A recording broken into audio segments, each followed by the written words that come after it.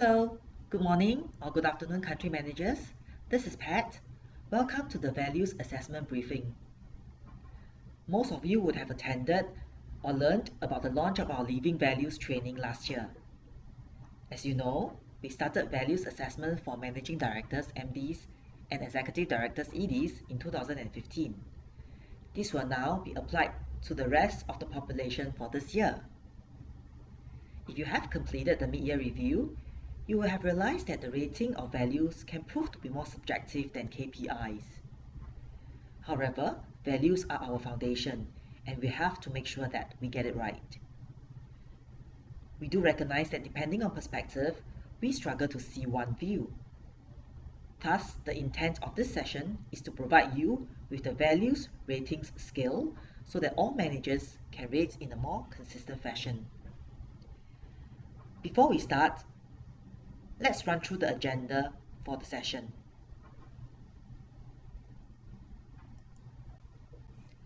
Firstly, please allow me to do a quick recap on what our values and value actions are.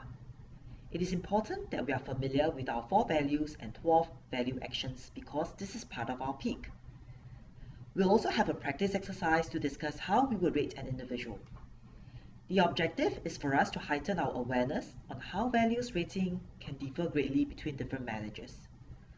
Some managers could be tougher and rate more strictly, while some are more lenient. What we need to remember is that values assessment is not a one-off exercise and cannot be a one-off exercise. Conversations and discussion post-rating is critical. As managers, we need to help our staff be more aware of their strengths and areas for development so that they live our values. So, what are value actions? These are the values and the values action. For the purpose of this discussion, let's take a look at H3. I have the courage to make things right, as this has been identified by the senior team to focus on for 2016. To guide us on the expected behaviors, each value action has corresponding what to do and what not to do. Please remember to draw guidance from them. A staff is deemed to be meeting expectations if he or she demonstrates all the what to do. Please do note that values make up 30% of peak. So here is the value actions assessment table in peak. This is graded by managers only, and they are to rate between 1 to 5 for each value action. So with this values rating scale, how and where do we start? As mentioned earlier, a staff is deemed to be meeting expectations, rating 3 if he or she demonstrates all the what to do. So we can begin assessing the individual from a starting point of 3. What that means is that if there are exceptions, it will need to be discussed and rated accordingly. Falling short of expectations would be a 1 or 2 rating, while exceeding expectations would be a 4 and 5 rating. The 2 key dimensions we measure on are frequency and influence. Let's take a look at rating 1 to 3. As you can see, the influence is limited to self. But for somebody to be rated 4 or 5, one has to influence people or colleagues. Do note that this is not limited to just people managers. One can be influencing peers to demonstrate the same behavior. How would values assessment look with our peak rating scale? For this year, it will be clustered together for each score, but broken down into KPIs and SEED assessment and values assessment. When using this, managers will need to link it to do's and don'ts. If a staff exhibits some to-dos and also not to-dos throughout the year, it may be possible that this is a 2 rating. A staff is expected to be exhibiting all the to-dos to be rated as a 3. Before we move on the actual scenario, please be reminded of the following. These are tips that will help you in assessing the values of your people.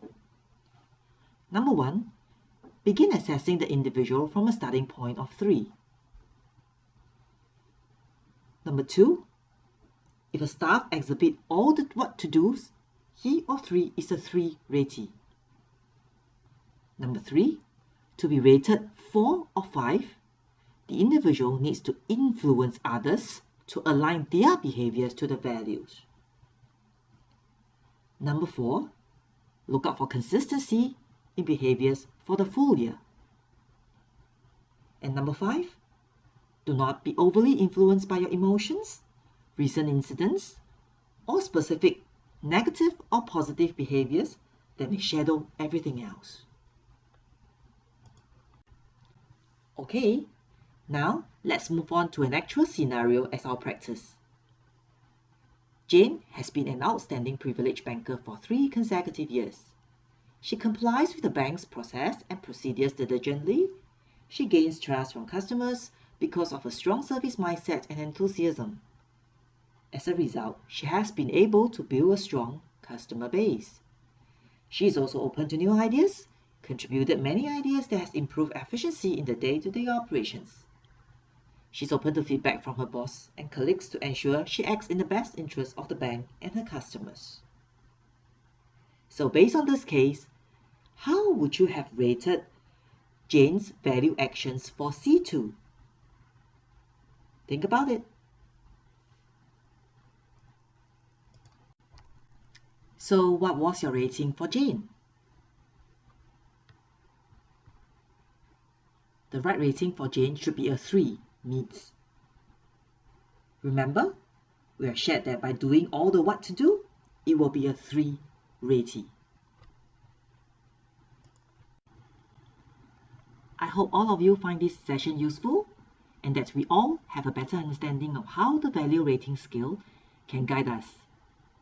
Next, look out for the peak communications in September and October, and please cascade the information accordingly. Thank you for your time and patience.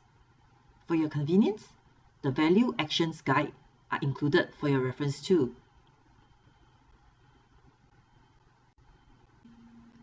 Once again, for any questions, please feel free to reach out to me. Thank you and have a nice day.